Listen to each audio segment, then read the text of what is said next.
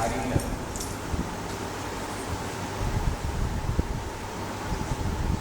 പ്രാർത്ഥന എന്ന് പറയുന്നത് തന്നെ ഒരു വലിയ പോരാട്ടം, ഒരു യുദ്ധമാണ്. പ്രാർത്ഥന നിസ്സാരമല്ല. നിങ്ങൾ പാടിയോ ആരാധിച്ചോ പ്രസംഗിച്ചോ എന്ത് ചെയ്താലും വിചാരം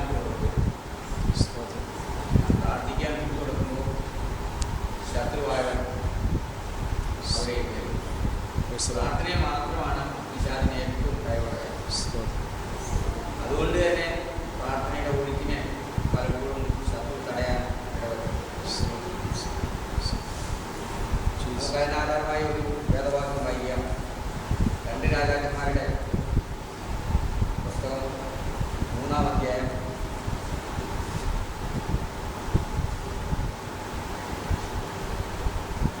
16-ാം വാക്യത്തിൽ ഇപ്രകാരം പറയുന്നു: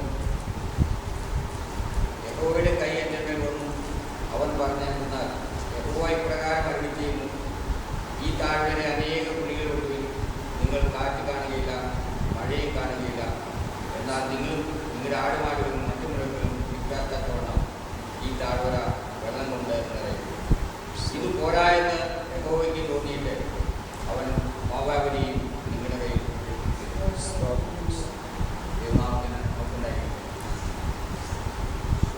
അവിടെ ഇതിൻ്റെ ആദ്യ ഭാഗങ്ങൾ കാണുന്നു.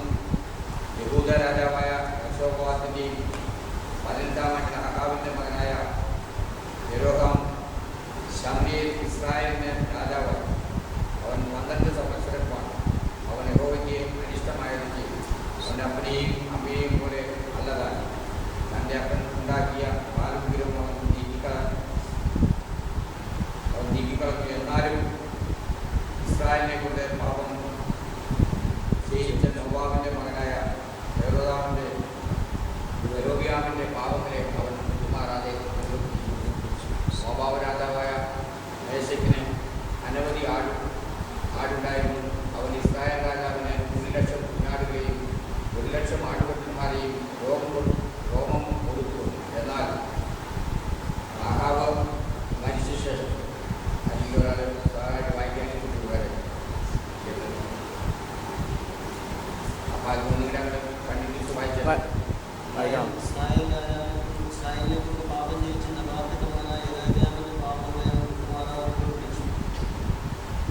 രാജാവായ മേശയ്ക്ക് അനവധി ആളുണ്ടായിരുന്നു.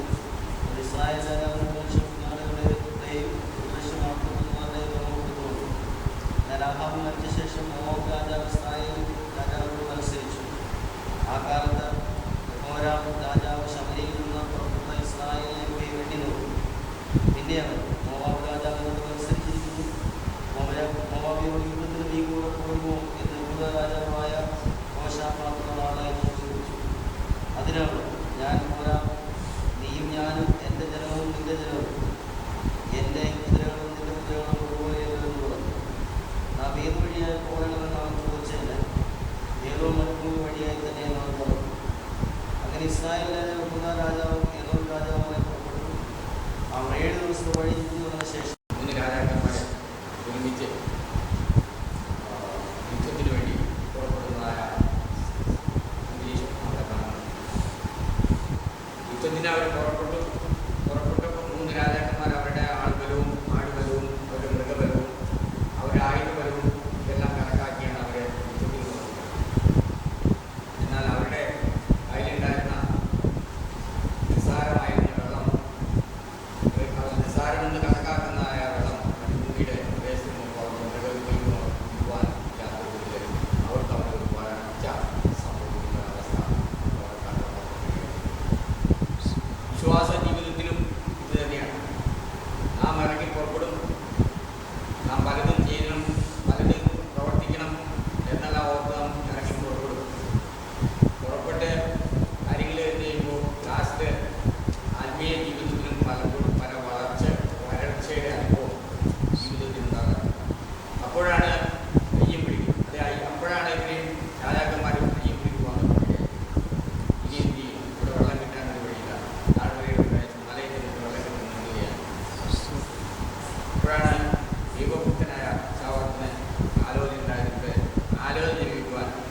ദൈവപുരുഷന്മാരായിട്ടുള്ള ദൈവപുരുഷന്മാരെ കുറിച്ചുള്ള നമ്മുടെ എല്ലാം ജീവിതത്തിൽ പലപ്പോഴും പല പ്രശ്നങ്ങളുണ്ടാകുമ്പോഴാണ് പ്രാർത്ഥിക്കാൻ കഴിഞ്ഞ ദിവസം തന്നെ കേൾക്കുവാൻ തന്നെ ഇവിടെ ദേവാസം തന്നെ യാക്കോബ പള്ളിയിൽ ഉച്ചയ്ക്ക് ഒരു പ്രാർത്ഥനയായിട്ട് സന്ധ്യയായിട്ട് അവർ ദേവാസനത്തിൽ പ്രാർത്ഥിച്ച് വിഷയങ്ങൾ വരുമ്പോൾ പ്രാർത്ഥിക്കാൻ അനുവദിച്ച് പോകുന്ന അവസ്ഥ. എന്നാൽ ദൈവം അവരുടെ പ്രാർത്ഥനകൾക്ക് മറുപടി ലഭിക്കുന്നു. പക്ഷെ ആ പ്രാർത്ഥനയിൽ അവർ കേട്ടതിൽ അവർ നിലനിന്ന് പോകുന്നുണ്ട്. അവർ താൽക്കാലിക അനുഭവം മാത്രം എത്തുകൊണ്ടാണ് മുന്നോട്ട്. അന്നേരം അവിടെ നിന്നിട്ട് പ്രാർത്ഥിക്കും. ആവശ്യമില്ലാതെ വീണ്ടും പഴയ അനുഭവത്തിലേക്ക് പോകുന്ന അവസ്ഥ. എന്നാൽ യുദ്ധത്തിൽ ജയിച്ച് മുന്നേറണമെങ്കിൽ ദൈവം പറഞ്ഞതിനെ അനുസരിക്കും.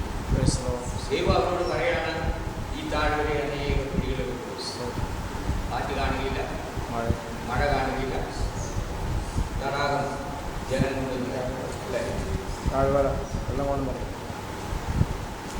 അനേക കുടികളെ നിങ്ങൾ കാറ്റ് കാണുകയില്ല, മഴയും കാണുകയില്ല.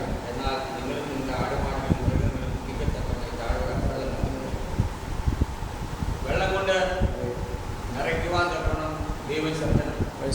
സംഗീതം അതിൻ്റെ 65-ാം സങ്കീർത്തനത്തിൽ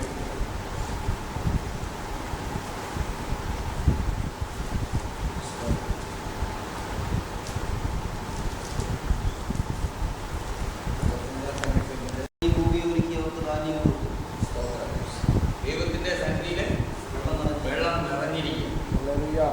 ദൈവത്തിന്റെ സന്നിധിയിൽ വെള്ളം നിറഞ്ഞിരിക്കുക. ഇവരുടെ മൃഗങ്ങൾക്ക് കുടിക്കുവാൻ വെള്ളമില്ലാത്ത അവസ്ഥ ദൈവത്തെ കൊണ്ട് സാധ്യമാണ്. പക്ഷെ നാം എവിടെ തുടങ്ങി എന്ത് ചെയ്യണം? രാജാക്കന്മാരുമായിട്ട് സന്ധി ചെയ്ത് നമ്മുടെ ബുദ്ധികൊണ്ട് പ്രവർത്തിച്ചാൽ ദൈവസന്നിധിയിലുള്ള വെള്ളം പ്രാപിക്കണം. ദൈവസന്നിധിയിൽ നിന്ന് വെള്ളം നമുക്ക് പ്രാപിക്കണമെങ്കിൽ എന്ത് ചെയ്യണം? നാം ദൈവസന്നിധിയിൽ ദൈവം നിന്ന് അരുളപ്പാട് കേട്ട് ദൈവത്തിൻ്റെ ആലോചന പ്രകാരം ദൈവം നമ്മോട് എന്ത് ചെയ്യാൻ പറഞ്ഞോ അത് ചെയ്യുവാൻ നാം തയ്യാറായി. അതായിരുന്നു നമ്മുടെ വിശ്വാസത്തിൻ്റെ ഉറപ്പായി. വിശ്വാസം കൂടാതെ ദൈവത്തെ വിശ്വാസത്തിൻ്റെ വർധന എന്താണ്? വിശ്വസിക്കുന്ന ഒരു വ്യക്തി ദൈവത്തെ അനുസരിക്കും. വിശ്വാസി ദൈവത്തെ അനുസരിക്കുന്നവനായിരിക്കും. അബ്രാഹാം വിശ്വാസത്തിൻ്റെ പിതാവ് എന്ന് അവകാശം പ്രാപിച്ച, വിശ്വാസത്തിൻ്റെ പിതാവ് എന്ന നാമം കിട്ടിയ അല്ലെങ്കിൽ പേരെടുത്ത അബ്രാഹാം ദൈവം പറഞ്ഞതിനെ അതുകൂടി അനുസരിച്ചു. അതാണ് വിശ്വാസം. വിശ്വാസം എന്ന് ചോദിക്കുമ്പോൾ നമ്മളവരൊക്കെ പറയാറുണ്ട്, കാണാതെ കാര്യങ്ങൾ നിശ്ചയം ആശിക്കുന്നതിനോട് വിശ്വാസം. പക്ഷെ ആ വിശ്വാസം അവർക്ക് ഉണ്ടാകണമെങ്കിൽ ദൈവം പറയുന്നതിനെ അനുസരിക്കുവാൻ ദൈവത്തെ അനുസരിച്ചു. അവർക്ക് എന്തെല്ലാം സാധിച്ചു? അവർക്കവിടെ ജലം നദിയിൽ നിന്ന് വെള്ളം പ്രാപിക്കുക സാധിച്ചു. അവരുടെ മൃഗങ്ങൾക്ക് ഇതെല്ലാം കുടിച്ച് തൃപ്തിപ്പെടുവാൻ തക്ക ഇടയായിരുന്നു. അതും പോരാഞ്ഞിട്ട് ദൈവം അവർക്ക് ഏൽപ്പിച്ചു കൊടുക്കുന്നു. അതിൻ്റെ താഴോട്ട് വായിക്കുമ്പോൾ കാണാൻ അവർക്ക് അതെല്ലാം പ്രാപിച്ചു എന്നുള്ളത് അതിൻ്റെ താഴ്ഭാഗത്തേക്ക് വായിക്കുമ്പോൾ കേൾക്കാറുണ്ട്. താഴ്വര വെള്ളം കൊണ്ട് നിറയും. പോരാഞ്ഞ് അത് കഴിഞ്ഞിട്ട് താഴോട്ട് വായിക്കുമ്പോൾ വെള്ളം മേലവും പറഞ്ഞ പോലെ താഴ്വര ചോദ്യം ചെയ്തില്ല. ഇപ്പം ഇവിടെ വെള്ളം കുഴി വെട്ടിയാൽ എങ്ങനെ വെള്ളം വരും? അത് അറിയാവുന്ന ദാവീദ് പറയുന്നു, ദൈവത്തിന്റെ സന്നിധിയിൽ വെള്ളം നിറഞ്ഞിരിക്കും. അത് പ്രാപിച്ചൊരു ദൈവഭക്തന് മനസ്സിലാക്കാൻ സാധിക്കും വെള്ളം അവിടെ നിറഞ്ഞിരിക്കും. ഇവിടെ ആ ബുദ്ധി അവരവിടെ ഉപയോഗിച്ചെങ്കിൽ ഒരു ദൈവദാസൻ തനിക്ക് ആലോചന പറഞ്ഞ അവനെ സ്വീകരിക്കും. ദൈവഭക്തനായ രാജാവ് അതിൻ്റെ ഇടയിലുണ്ടായിരുന്നു. അവന്റെ മുഖം അതാണ് ദൂത് പറയുമ്പോൾ തന്നെ എലീശ പറയുന്നുണ്ട്. എലീശ സേവിച്ച് നിൽക്കുന്ന എവിടെയാണ്? ഉപവാസ